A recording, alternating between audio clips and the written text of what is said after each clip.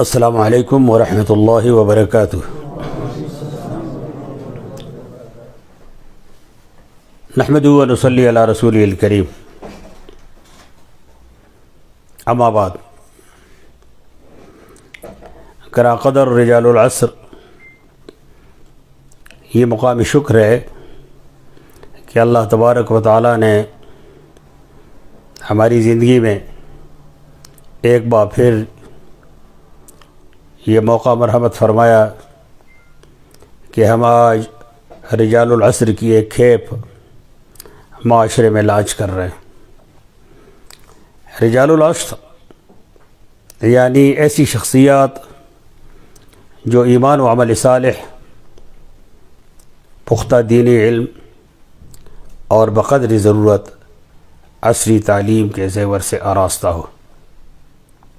آپ حضرات میدان عمل میں اتر رہے ہیں، آپ کے سامنے زندگی کی کئی راہیں ہوں گی، دوسرے اداروں کے فضلاء کی بنسبت آپ کے سامنے کام کے زیادہ آپشن موجود ہوں گے۔ آپ کے سامنے سب سے پہلا سوال یہ آئے گا کہ آپ اپنے لیے کون سا راستہ اختیار کریں۔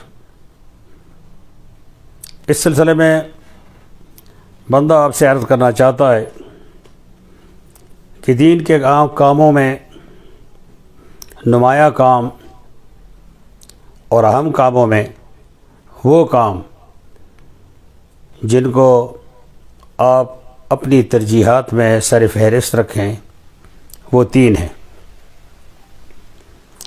پہلا کام تعلیم و تعلم دین ہے،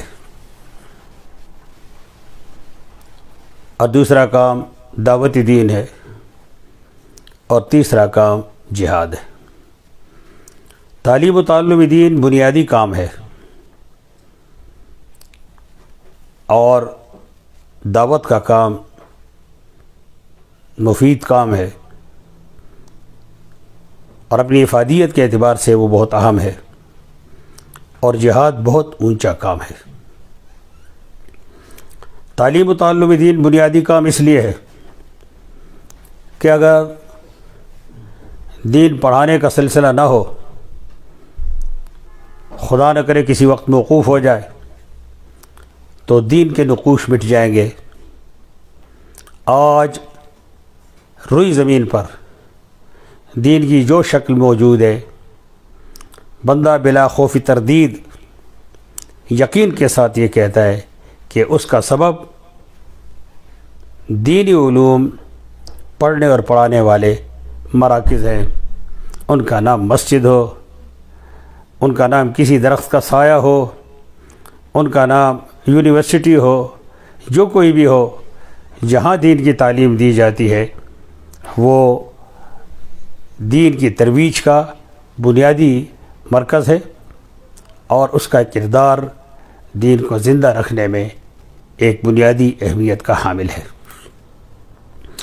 آپ کو اگر مدرسے میں تدریس کا موقع ملتا ہے اور آپ میں اس کی صلاحیت ہے، تو آپ کی ترجیحات میں پہلی ترجیح یہ ہونی چاہیے۔ اور اگر آپ کسی وجہ سے مدرسے میں نہیں پڑھا پاتے تو آپ اسکول میں پڑھائیں، آپ کالج میں پڑھائیں، آپ یونیورسٹی میں پڑھائیں۔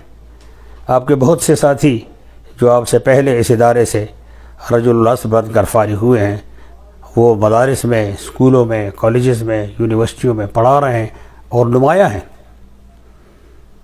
آپ کو ان میں سے کسی جگہ بھی خدمت کا موقع نہیں ملتا تو آپ آن لائن پڑھائیں، نہیں تو آپ کے گھر کی بیٹھک میں تعلیمی بالغان کا سلسلہ شروع کریں، لیکن تعلیم و تعلم کے شعبے کے ساتھ جڑے رہیں۔ اس مقام پر شیطان آپ کے دل میں ایک وسوسہ ڈالے گا، وہ یہ کہے گا کہ مدرسے کے ساتھ جڑ جاؤ گے تو زندگی کیسے گزارو گے۔ بندہ نے تعلیم کے دوران بارہا آپ سے یہ بات عرض کی ہے، اور اب بھی عرض کرے گا کہ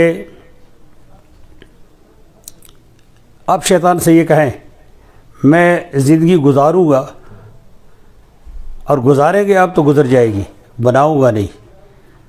اصل مصیبت تو زندگی بنانے کی فکر ہے۔ جب آدمی زندگی بنانے کی فکر میں لگ جاتا ہے تو پھر وہ پریشان حال ہوتا ہے. زندگی گزارنے والا کبھی بھی پریشان حال نہیں ہوتا.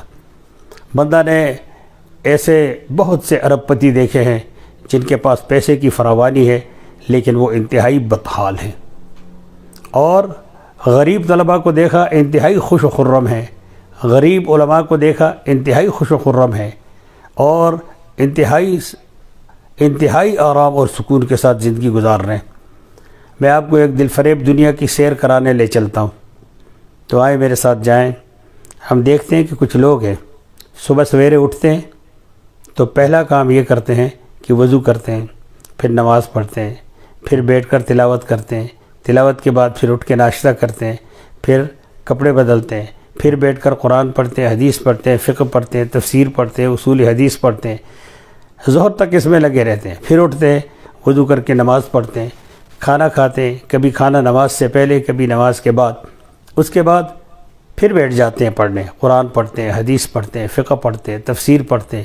عصر کا وقت ہو جاتا ہے، اٹھ کر نماز پڑھتے ہیں، پھر کچھ کھیلتے کودتے ہیں، پھر آتے ہیں واپس مسجد میں بیٹھ جاتے ہیں، تلاوت کرتے ہیں، پھر نماز پڑھتے ہیں، نماز کے بعد پھر بیٹھ جاتے ہیں، قرآن پڑھتے ہیں، حدیث پڑھتے ہیں، پھر کھانا کھاتے ہیں، عشاء کی نماز کا وقت ہو جاتا ہے، عشاء کی نماز پڑھتے ہیں، پھر بیٹھ کر پھر سارا سال یہ کرتے ہیں.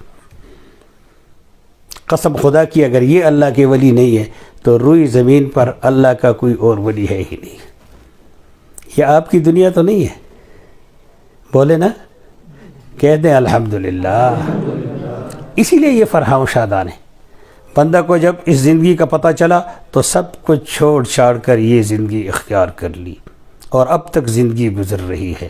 ہاں بندہ کی کچھ مشکلات ہیں، لیکن ان مشکلات کا سبب یہ نہیں ہے کہ میں نے تعلیم و تعلم دین کا شعبہ اختیار کیا ہے. مشکلات کا سبب اور ہے کہ بہت چھوٹا آدمی ہو کر بہت بڑا خواب دیکھا ہے، اس لیے بعض اوقات بہت تھک جاتا ہوں تو پھر شیطان پریشان کرنے لگتا ہے. لیکن ایک جملہ جب میں اس پر سوچتا ہوں تو میری ساری تھکاوٹ دور ہو جاتی ہے. جب میں دیکھتا ہوں کہ لوگ قرآن پڑھ رہے ہیں، تہجد پڑھ رہے ہیں، چہل پہل ہے، اور چہل پہل کیا ہے، سب دین کی بہار ہے صبح سے شام تک، تو پھر وہ گاڑیوں کے پیچھے جو ایک جملہ لکھا ہوتا ہے کہ رولتے گئے پر چس بڑی آئی، اس سے ساری تھکاوٹ ہماری دور ہو جاتی ہے. دوسرا کام دعوت دین کا کام ہے. دعوت دین کے بہت سے ذرائع ہیں، لیکن ایک ایسا نیٹ ورک دعوت دین کا جس میں دو خوبیاں ہیں. ایک یہ کہ وہ اسلام کے روز اول سے آج تک قائم ہے اور دنیا کے ہر حصے میں قائم ہے، اور دوسرا یہ کہ اس میں آپ کے مخاطب مجبور ہیں آپ کی بات سننے پر. آپ کو معلوم ہے وہ نیٹ ورک آپ کے پاس ہے. 22 کروڑ کی آبادی میں اگر 25,000 پر بھی آپ ایک مسجد سمجھ لیں تو لاکھوں مسجدیں، لاکھوں مسجدوں میں تقریباً ایک وقت تھوڑے تھوڑے فرق کے ساتھ کروڑوں آدمی، لاکھوں آدمیوں کے پیچھے کھڑے ہوتے ہیں، اور پھر وہ ان کی طرف رخ کر کے بیٹھتا ہے. یہ مجبور ہے، جمعہ کے دن جمعہ آ کر پڑھنے پر مجبور ہیں، بیٹھے ہوئے ہیں.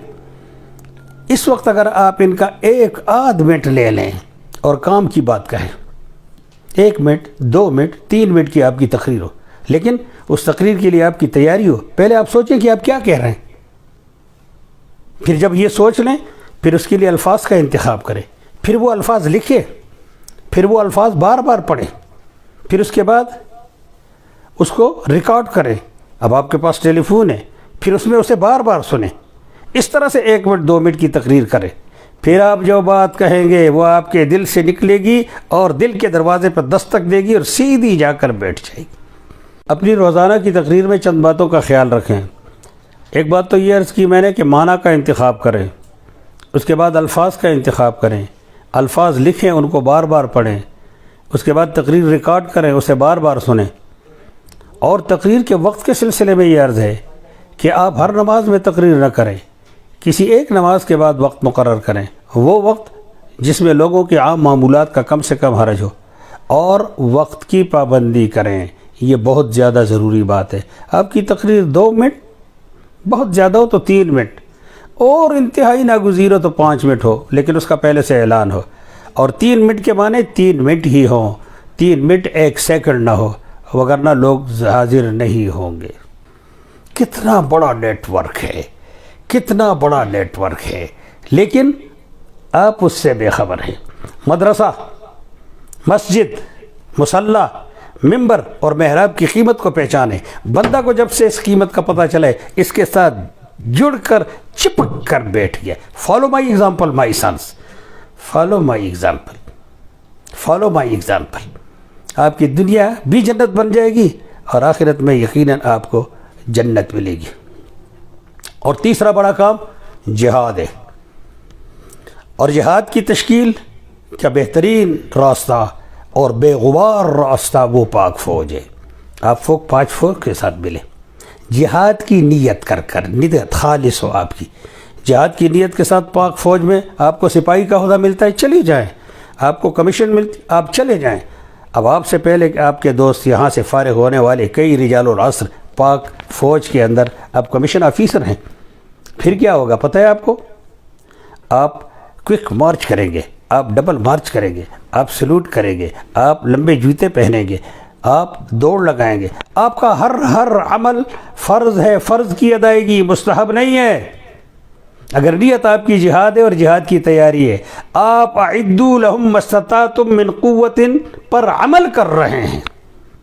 آپ کو معلوم تھی بات؟ آپ کو یقیناً معلوم نہیں تھی۔ 2 باتیں، بے غبار راستہ جہاد کا اس وقت آپ کے لیے پاک فوج کے ساتھ مل رہا ہے، اور نیت آپ کی خالص ہوگی تو آپ اگر طاقتور کھانا کھائیں گے اس نیت کے ساتھ کہ مجھے طاقت ملے میں دشمن کا مقابلہ کروں، تو آپ فرض کی ادائیگی کر رہے ہیں۔